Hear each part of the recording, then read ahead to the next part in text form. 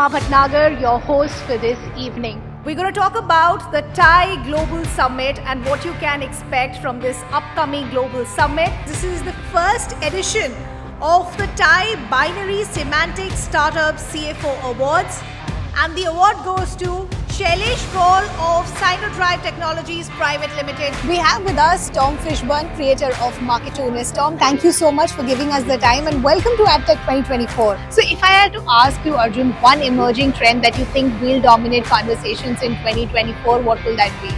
Good evening. You're watching Plain Speak here on CNN News 18. I'm Ridhima Bhatnagar. What you see behind me is the 737 Boeing Max. 3 years down the line, they have been given a green signal by the regulator to fly once again. First, what is the investigation thrown up, and what are the kind of changes that have taken place to be assured that safety is paramount now? That were very dramatic, that were very aggressive, that also felt very real at that time. What is the kind of prep that went into a character like this? There has been a pattern with this government to have their spending as far as their purse strings with capex is concerned, and that's exactly what we've seen this year as well. Especially because this is an interim budget, patterns have showed us the government here actually wants to, push the envelope to try and be more populist. Now, essentially, this was an interim budget because the country will see general elections somewhere around April to May this year. Now, the Congress has hit out at the BJP saying that there is a lesson to be learned for India. And to talk more about the hidden nutritional values and the hidden treasures of this ancient grain,